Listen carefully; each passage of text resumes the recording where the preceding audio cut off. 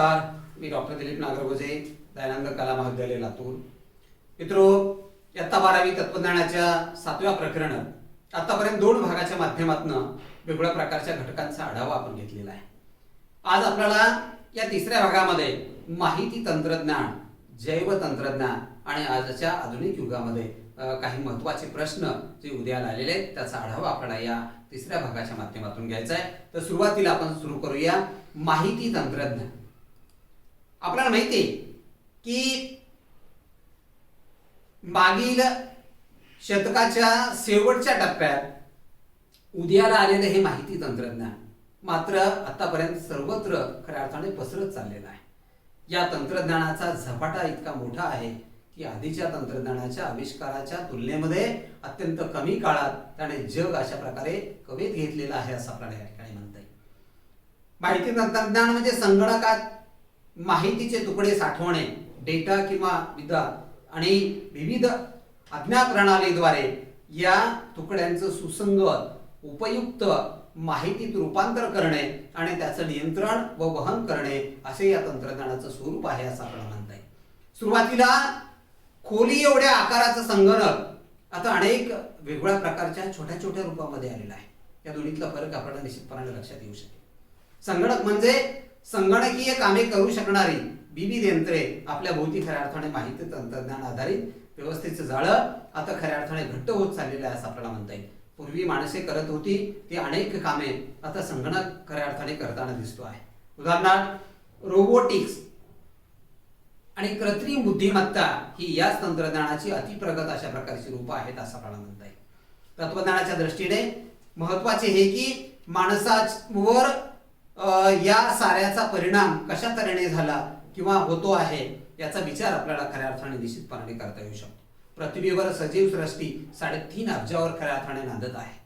माणसाच्या प्रजातीचा इतिहास साधारणपणे 50 लाख वर्षाचा आहे आणि गेल्या 10 वर्षात 10,000 वर्षात माणसाने आपल्या आजूबाजूला असलेल्या सजीवावर नियंत्रण मिळवण्याचा प्रयत्न त्याने केलेला आहे. त्यांना पाळणे, आपल्या उपयुक्ततेसाठी पोसणे याला सुरुवात खऱ्या अर्थाने केलेली आपल्याला या ठिकाणी दिसून येते. म्हणून माणसाला हे सर्व करता आले ते त्याच्या बुद्धिमत्तेच्या जोरावर. माणसापाशी प्राण्यांच्या तुलनेमध्ये फारशी शक्ती अथवा विष किंवा नखे खऱ्या अर्थाने अशी साधी साधनं नव्हती तरी खऱ्या अर्थाने सजीव सृष्टीवर हुकूमत मिळवू शकले. याचं कारण त्याची प्रभावी अशा प्रकारची बुद्धिमत्ता आहे. म्हणून बुद्धिमत्तेला फार किंमत आहे. आजच्या आधुनिक युगामध्ये सुद्धा अशा प्रकारे आपल्याला या ठिकाणी म्हणता येईल की असे जर असेल तर याच प्रभावी बुद्धिमत्तेच्या जोरावर संगणक खऱ्या अर्थाने माणसाचं काय करेल आणि माणसाला त्याला तोंड देण्यास समर्थन कशा प्रकारे करता येईल हा प्रश्न विचारवंतांना सुद्धा भेडसावत आहे असं आपल्याला म्हणता येईल. चार्ली चॅप्लिनने माइंड टाइम्स चित्रपटामध्ये वापरलेली प्रतिमा, 2 प्रतिमा या चित्रपटात त्यांनी वापरलेल्या आहेत. एक माणसांची आणि मोठ्या प्रमाणामध्ये खऱ्या अर्थाने या काय म्हणतो आपण त्याला मेंढ्या यामध्ये खऱ्या अर्थाने या 2 प्रतिमेमध्ये फरक खऱ्या अर्थाने राहिलेला नाही असं आपल्याला या ठिकाणी म्हणता येईल. त्याने सुचविलेले अशा प्रकारचे विचार त्या ठिकाणी होते की तेव्हापासून आज तागायत संगणक खऱ्या अर्थाने तेव्हा अवतरला नव्हता, पण आता या जमावात खऱ्या अर्थाने माणसांची किती स्थिती कशा प्रकारची होईल, हाताला काम असेल की नाही, अशा प्रकारे आपल्या आवडीनिवडीचे खऱ्या अर्थाने क्षमताप्रमाणे असेल का, अशा प्रकारचे प्रश्न आजच्या आधुनिक काळामध्ये उदयाला आले आहेत. तंत्रज्ञानाची गती आणि व्याप्ती याचा वेग गेल्या शतकात कमालीचा आपल्याला वाढलेला दिसून येतो. त्याचा परिणाम सुरुवातीला वेगवेगळ्या भूभागावर वेगवेगळ्या तऱ्हेने खऱ्या अर्थाने झाला आणि त्याच भूभागाचा नैसर्गिक आणि सांस्कृतिक वारसा यांचा तंत्रज्ञानाच्या गतीवर आणि व्याप्तीवर मोठ्या प्रमाणामध्ये झालेला आपल्याला दिसून येतो. शीत कटिबंधीय प्रदेशात वीज आधारित नवे तंत्रज्ञान उदयाला आलं आणि वेगाने ते खऱ्या अर्थाने फोफावलं आणि उष्ण कटिबंधात त्याचा वेग कमी होता. याचं कारण असं आहे की नवे तंत्रज्ञान इथं निर्माण झालेले नसल्यामुळे सर्वसामान्य माणसाने त्याविषयी आकलन वरदान खऱ्या अर्थाने ठरलं असं आपल्याला या ठिकाणी म्हणता येईल. तंत्रज्ञानाशी सुसंगत नसल्याचे आढळून येतं आणि त्याची साधे उदाहरणं आपल्याला वाहन सुरक्षा म्हणजे रहदारीचे नियम याविषयी खऱ्या अर्थाने दिसून येणारी बेपर्वाई. शीत कटिबंधीय प्रदेशामध्ये वाहन विषयक तंत्रज्ञान निर्माण झाले आणि पसरले. तेथील नागरिकांमध्ये शिस्त अधिक प्रमाणामध्ये आढळून येते. त्याला अपवाद खऱ्या अर्थाने असू शकतो. परंतु सर्वसामान्य निरीक्षण असं सुचवतं की नागरिक तंत्रज्ञान वापरण्याच्या गरजा जाणतात आणि त्याच्याशी सुसंगत व्यवहार करतात. बेपर्वाई आणि बेजबाबदार वर्तन आणि करतात आणि या वर्तनावर मात करण्यासाठी कठोर अशा प्रकारचे कायदे, शिक्षण आणि जनजागृतीची जोड खऱ्या अर्थाने लागते. आपण देखील आपल्या आजूबाजूला तंत्रज्ञान विषयक बेजबाबदार वर्तन आपण अनुभवतो. कायदा आणि शिक्षणातून यावर नियंत्रण मिळवण्याचा प्रवास देखील खऱ्या अर्थाने आपण करतो, प्रयास देखील आपण अनुभवतो असं आपल्याला या ठिकाणी म्हणता येईल. म्हणून माणूस सजीव असल्याने आणि विज्ञानाच्या भाषेत सजीवातील मुख्य घटक कार्बन झाला असल्यामुळे खऱ्या अर्थाने सिलिकॉन जीवन माणसानेच खऱ्या अर्थाने सिलिकॉन जीवन निर्माण केले असले तरी ते खऱ्या अर्थाने बुद्धिमत्तेच्या बाबतीमध्ये माणसाच्या वरचढ आहे असं आपल्याला या ठिकाणी म्हणता येईल. कारण त्याची माहिती साठवण्याची व जलद संस्करण करण्याची क्षमता इतर अनेक बाबतीमध्ये ही खऱ्या अर्थाने याचा जो आवाका आहे, ही साठवण क्षमता, गती, अचूकता, लवचिकता प्रचंड आहे असं आपल्याला म्हणता येईल. म्हणून माहिती तंत्रज्ञानाचा आजवरचा प्रवास जर आपण पाहिला तर भविष्यामध्ये मानव संपूर्णपणे या तंत्रज्ञानावर अवलंबून असेल अशा प्रकारचं चित्र आज आपल्याला या ठिकाणी दिसून येत आहे. म्हणून मानवी जीवनातील अधिकतम क्रिया प्रक्रिया माहिती तंत्रज्ञानाच्या माध्यमातून पार पाडल्या जातील आणि आपण यंत्राचे दास होऊन जिवंत राहू अशा प्रकारची भीती आजच्या आधुनिक युगामध्ये निर्माण झालेली आहे असं आपल्याला म्हणता येईल. एक बाजू अशा प्रकारची आहे की खऱ्या अर्थाने हे धोके ओळखून आपण स्वतःला असे होण्यापासून खऱ्या अर्थाने वाचवू देखील शकतो अशाही प्रकारचे एक तंत्रज्ञान विकसित होत चाललंय. म्हणून नव्या तंत्रज्ञानाच्या युगातला आपला अनुभव असा असतो की खऱ्या अर्थाने आपण अशा जगामध्ये राहतो की वस्तू भरपूर आहेत पण सगळ्यांना उपलब्ध नसतात आणि असतात त्यावरचे खऱ्या अर्थाने बंधनं असतात असं आपल्याला म्हणता येईल. आज पाहतोय आपण की स्मार्टफोन आणि तत्सम उपकरणं पुष्कळ असतात, परंतु त्यातील सर्वच उपकरणं सर्वांना परवडणारी असतात असं नाहीये. आणि जी आपल्या हातात येतात त्यापासून आपल्याला नेमकं कोणते धोके आहेत हे आपल्याला फारसं खऱ्या अर्थाने ठाऊक नसलं तर खऱ्या अर्थाने आपण बातम्या ऐकतो. मोबाईलमधील खऱ्या अर्थाने खेळापायी मुले अभ्यासातील लक्ष गमवायला लागलेली आहेत. त्यांचं खरं कारण खऱ्या अर्थाने कोणतं आहे तर खऱ्या अर्थाने आभासीपणा, यातील फरक निश्चितपणाने आपल्याला जाणून देतो. आणि म्हणून माणसाची बोलणं अवघड वाटलं त्याऐवजी ऑनलाईन संपर्क ठीक वाटतो. काही मुले तर याहून पुढे जाऊन मोबाईलवरील खेळाच्या नादामध्ये आपला जीव गमावतात. अशी परिस्थिती आज खऱ्या अर्थाने आपल्याला दिसून येत आहे.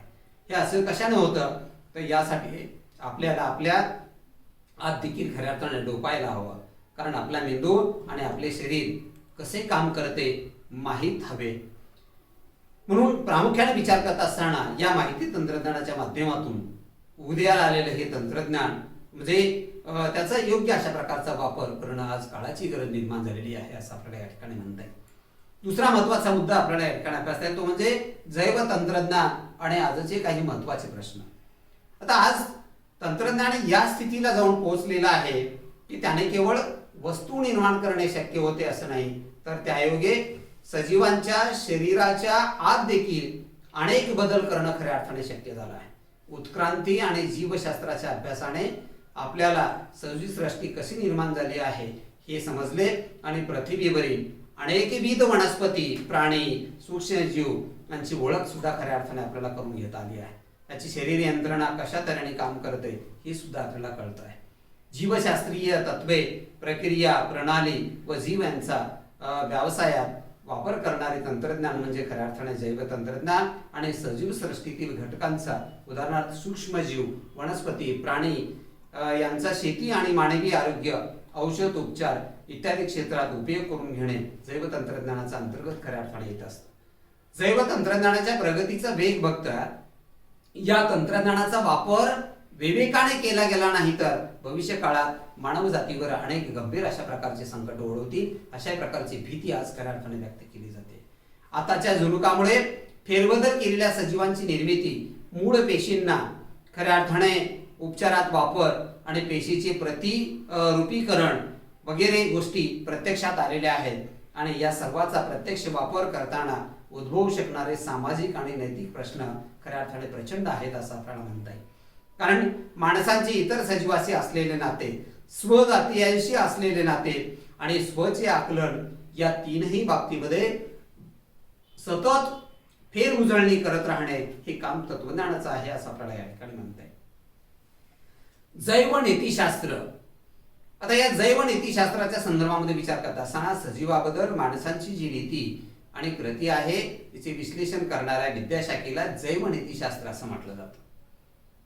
हे जे शास्त्र आहे हे संबंध सजीवांच्या संदर्भामध्ये विचार मांडणारं शास्त्र आहे. वैद्यकीय नीतिशास्त्र हे देखील या शाखेचा एक भाग आहे. वैद्यकीय संशोधन आणि आचरण याबाबतचा मूल्य विचार हा वैद्यकीय नीतिशास्त्राचा गाभा आहे. आणि सध्या या क्षेत्रामध्ये प्रश्न कोणते आहेत तर आयुरारोग्य, निरोगी जीवनशैली, समाजातील सर्व घटकांना प्राप्य अशा प्रकारचं औषधोपचार ही आव्हानं अजून कायम आहेत. आणि दुसऱ्या बाजूला माणसाला अमरत्व आणि सदैव आनंदी असण्याचे वरदान हवं आहे अशा प्रकारचं आज प्रश्न गंभीर खऱ्या अर्थाने निर्माण झालेले आहे. अजूनही ही क्षितिजे दूर असली तरी त्या दिशेने वाटचाल मात्र सुरू आहे. याचा परिणाम असा होऊ शकतो की समाजातील आहेरे आणि नाहीरे यांच्यातील दरी खऱ्या अर्थाने वाढत जाऊ शकते आणि परिस्थितीनुसार उपलब्ध साधनांचा वापर नेमका कशासाठी आणि कुणासाठी केला जाणार आहे याविषयीचे प्रश्नचिन्ह अधिक आहेत असं आपल्याला म्हणता येईल. माहिती तंत्रज्ञान आणि जैव तंत्रज्ञान यांच्या मिलापातून पुढील काळामध्ये पुढील पिढ्यासाठी नेमकं कशा प्रकारचे जीवनमान निर्माण होणार आहे याकडे लक्ष ठेवणं आज खऱ्या अर्थाने गरजेचं आहे. तत्वज्ञानाच्या अभ्यासातून अनेक विद्याशाखांचा एकत्रित विचार करता येऊ शकतो आणि त्यातून मानवी समाजाचे आणि इतर सृष्टीचे सुसंगत व्यापक चित्र बघता येतं असं आपल्याला या ठिकाणी म्हणता येईल. यासाठी तत्वज्ञानाच्या पद्धती अधिक चांगल्या प्रकारे समजून घ्यायला हव्यात आणि त्यातूनच काळाची सुसंगत खऱ्या अर्थाने तत्वचिंतन करणं खूप शक्य होईल असं आपल्याला या ठिकाणी म्हणता येईल. तंत्रज्ञानाने जीवनातील जवळजवळ सर्व क्षेत्रावर आपली मोहर उमटवली आहे. अर्थकारण, समाजकारण, राजकारण तंत्रज्ञानाच्या अनुषंगाने आमूलाग्र बदलले आहे. धर्म, साहित्य, संस्कृती, न्याय व्यवस्था, वित्त व्यवस्था, कला प्रांत या व इतर उद्योगधंदे खऱ्या अर्थाने त्याला अपवाद नव्हते असं आपल्याला या ठिकाणी म्हणता येईल. डिजिटल युगाने क्रांती घडवून आणली आणि त्याबरोबर काही नवीन प्रश्न पण निर्माण केलेले आहेत. तत्वज्ञान अशा प्रश्नांच्या समस्यांचा मागोवा घेतं आणि त्यानुसार सामाजिक तत्वज्ञान, राजकीय तत्वज्ञान, आर्थिक तत्वज्ञान अशा तत्वज्ञानाच्या वेगवेगळ्या शाखा विकसित झालेल्या सुद्धा आपल्याला या ठिकाणी दिसून येतात. आणि म्हणून तंत्रज्ञान हे जे उद्भवायला आलेलं आहे यातून योग्य अशा प्रकारचा सदसद विवेकाच्या माध्यमातून जर त्या तंत्रज्ञानाचा वापर केला तर मानवी कल्याण निश्चितपणे आपल्याला साध्य होऊ शकतं आणि निर्माण झालेल्या प्रश्नावरती सुद्धा तोडगा आपल्याला साधता येतो असं आपल्याला या ठिकाणी म्हणता येईल.